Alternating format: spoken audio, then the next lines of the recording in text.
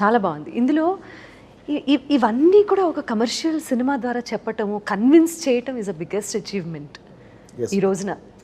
అది నమ్మేలా ఆయన చెప్పింది తీస్తారు. నేను నిజంగా ఫస్ట్ అక్కడ స్క్రిప్ట్ చెప్పినప్పుడు నేను చాలా కోవిడ్ అంతా ఉంది కదా, సరే ఇంకేం ఇంత అచీవ్ ఏం చేయగలరు, ఇన్ని చెప్పారే అసలు ఇదే అన్నారే అదే అన్నారని చూస్తే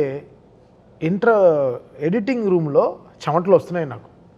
దీన్ని ఎలా ఆర్ఆర్ చేయాలి, దీన్ని ఎలా అని ఎవరికి చెప్పకుండా వెళ్ళిపోయాను ఇంటర్వ్యూలో. సార్ మీరు పంపించేయండి నాకు ఇప్పుడు అని ఫుల్ టెన్షన్. 10 నిమిషాలు మాట్లాడలేదు, వచ్చి కూర్చున్నారు, 10 minutes ప్లీజ్ అన్నారు.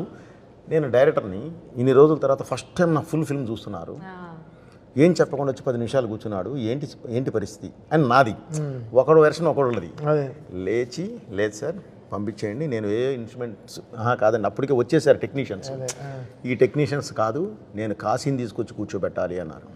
గుర్తుందండి, ఇది వారణాసి కావాలి, దీనికి ఫ్రాన్స్ వద్దు అని చెప్పేసి వెళ్ళి వేరే టెక్నీషియన్స్ వచ్చారు, ట్రాన్స్ కావాలని చెప్పి వాళ్ళని పంపించేయాలి అర్జెంటుగా అని చెప్పి పరిగెత్తుకుంటూ వెళ్ళిపోయారు. వెళ్ళి నాకు అర్జెంట్గా పంపించాను, అప్పుడు ఫస్ట్ ఇంటర్వెల్ పంపించాను. ఆయన ఎప్పుడు సెంటిమెంట్ ఎప్పుడు ఇంటర్వెల్ పంపిస్తారు, సరైన నుంచి ఫస్ట్ ఇంటర్వెల్ ఒకటే పంపిస్తారు. ఇంటర్వెల్ తర్వాత బ్యాంక్తో స్టార్ట్ అవుతుంది, ఒక హై వచ్చేస్తుంది, థీమ్స్ అన్ని కుదిరిపోతాయి. సో ఆ ఇంటర్వెల్ రీల్ ఫస్ట్ పంపిస్తారు. ఆ ఇంటర్వెల్ రీల్ అదే 15 రోజుల్లో సినిమా అర్థమైపోతుంది. అక్కడి నుంచి మళ్ళీ ఫస్ట్ రీల్ నుంచి చేసుకుని ఫస్ట్ హాఫ్ వస్తాం. మా ఇద్దరికి అదే, దట్స్ హౌ వి వర్క్. ఈ సినిమాకి ఎన్ని థియేటర్స్లో బ్లాస్ట్ అయిపోయాయి స్పీకర్స్? నేను ఐ వాస్ ప్రికాషనింగ్. చెన్నై ఏం థియేటర్స్ అంటే ఇక్కడ ఇష్యూ అవుతుంది, క్యూబ్ స్క్రీను మార్చారు, 70mm స్క్రీన్ని పాత స్క్రీన్లు కొత్త స్క్రీన్ చేశారు.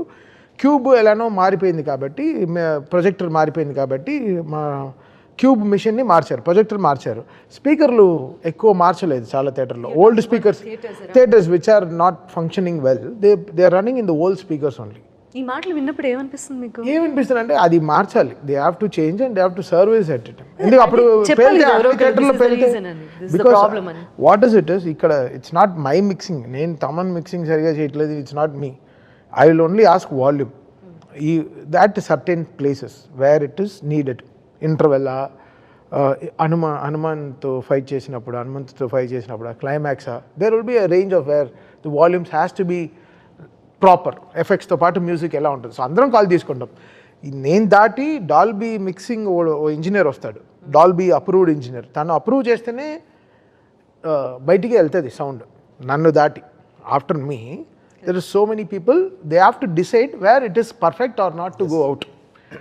It's not me who will take every decision. నా తర్వాత Dolby engineer, proper authorised engineer వచ్చి మొత్తం సినిమా చూస్తాడు. అట్మాస్ ఇంజనీర్ వచ్చి కరెక్ట్గా డెసిబల్ లెవెల్స్ చూస్తున్నాడు, ఇక్కడ ఇంత లౌడ్ ఉండాలా, ఇక్కడ ఉండాలా, అన్నీ వాడు మార్కింగ్ చేసుకుని దాన్ని థియేటర్ మార్కింగ్స్ రాసుకుని పంపిస్తాడు. పేలితే అన్ని థియేటర్లో పేలాలిగా, ఎందుకు పర్టికులర్ థియేటర్లో మాత్రం something is not functioning, they are not maintaining it well, that's all. అంతే. ఇప్పుడు 100 కిలోమీటర్లో కరెక్ట్ టైర్ మెయింటైన్ చేస్తే కార్ పంచర్ కూడా వెళ్తుంది, పాత టైర్లో తోలితే పంచర్ అవుతుంది. So some theatres they have not change the speakers. I don't know which theaters are, but this we got a clarity today that ఎందుకైతే ఈ కామెంట్ కి లేదు. నేను ఇక్కడ హైదరాబాద్లో థియేటర్కి వెళ్ళి మన ఓజీకి ఇనిషియల్గా ట్రైలర్ ప్లే చేస్తే నెత్తురుగు ఆగిపోయింది. థియేటర్ ఆగిపోయి స్క్రీన్ మాత్రం నడిచేవాడమో సౌండ్ మ్యూట్ అయిపోయింది. అలా పైకి వెళ్ళి చూస్తే ఇంకా పాత వీగార్డ్ స్టెబిలైజర్లో పాత అవుజ్ యాంపులే వాడుతున్నారు, డిఎస్సి యాంపులు ఇంకా అవే వాడుతున్నారు. So they have to change, అందరూ have to come together sound systems అంతా. అండ్ బికాస్ బిగ్ థియేటర్స్లో ఇష్యూ అవ్వట్లేదు కదా, which are newly maintained or maintain థియేటర్స్లో ఇష్యూ అవ్వట్లేదే. థియేటర్స్ ఇప్పుడు ఇది కాదు, పాత థియేటర్స్లో కూడా ది స్పీకర్స్ వాళ్ళు మార్చారు, చేశారు. బికాస్ మేము థియేటర్లో టెక్నికల్గా చాలా అప్పు ఉంటాయి కదా, నేను ఒక్కరిని డిసైడ్ చేసేదే కాదు. ఐ విల్ జస్ట్ ఆస్క్, ఇక్కడ వాల్యూమ్ ఇక్కడ తగ్గు, ఇక్కడ వాల్యూమ్, ఇక్కడ డైలాగ్ ఉండాలి, ఇక్కడ ఎఫెక్ట్స్ ఉండాలి, అంతే నా డిజైన్ తప్ప. ఓవరాల్గా నా వెనకాల చాలామంది ఉంటారు, నా షాదాబ్ అని నా ఇంజనీర్ ఉంటాడు, వాడు మ్యూజిక్ మిక్స్ ఇంజనీరింగ్ వాడు. దాని తర్వాత ఉదయ్ తను డిటిఎస్ మెయిన్ డాల్బీ ఇంజనీర్ ఉంటాడు. దీని తర్వాత అట్మాస్ ఇంజనీర్ వచ్చి అప్రూవ్ చేస్తాడు. ఇంత లెవెల్స్ అంతా అతను మార్కింగ్ చేసుకుని, ఇది ఎక్కువ లౌడ్ అయిపోతుంది, ఇక్కడ తగ్గించండి, ఇలా ఉండకూడదు, ఇక్కడ ఈ ట్రబుల్ నాయిస్ వస్తుంది, ఇవన్నీ డిజైన్ చేసి పంపిస్తాడు. బట్ ఇక్కడ ఫిల్మ్ తగ్గినట్టే అన్నీ ఉంటుంది. What ever film is asking will score according to that. ఊరికే మనం బాధేమో అలా we will not make it loud. ఊరికే మాట్లాడేస్తారు కానీ దీనికి చాలా ఉంటుంది ప్రాసెస్. ఆషమషిగా చాలా బాగుంది. ఇప్పుడు కావాలని కొడుతున్నారు, ఓ కిందేసి మీదేసి ఏం కాదు. ఆయన మామూలుగా ఇలా కొడుతున్నా అంటే ఎంత అందులో టాస్క్ ఉందనే చెప్తున్నాడే తప్ప అదేదో తీసుకొని ఓ కొట్టేశారు కాదు. దీనికి చాలా కరెక్ట్ మెజర్మెంట్స్ ఉంటాయి, మా మెజర్మెంట్స్ ప్రకారం వెళ్తుంది. ఆయన ఒక్కరి డెసిషన్ కూడా కాదు ఇది. దీంట్లో ఇష్యూస్ వచ్చి happens with theatres only which they have not maintained it well, speakers అంతా.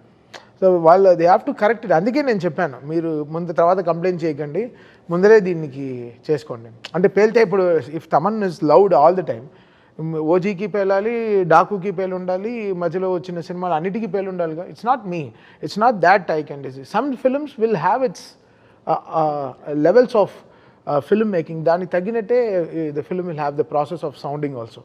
అండ్ ఈ ఫిల్మ్లో తాళాలు, బ్రహ్మతాళాలు, మంత్రాలు, దెర్ ఇస్ సో మచ్. ఇంకా ఆరతి తీస్తున్నప్పుడు ఎలా ఉంటుంది మనకి ఒక కదా, ఒక పెద్ద ఆరతి ఎలా ఉంటుంది థియేటర్లో, ఢమాల్ మనకి మన గుడిలోనే ఎలా ఉంటుంది మనకి లైవ్ లో వింటే కూడా అలాగే మనకి అలా ఉంటుంది. సో ఆ sound I have to create in the theatre కదా, అప్పుడే కదా అది ఫీల్ అయ్యేది. సో అప్పుడు సమ్ థియేటర్స్, వెరీ మినిమల్ థియేటర్స్లో ఇష్యూస్ వస్తాయి. దాన్ని వీళ్ళు they will be ready to know to pin point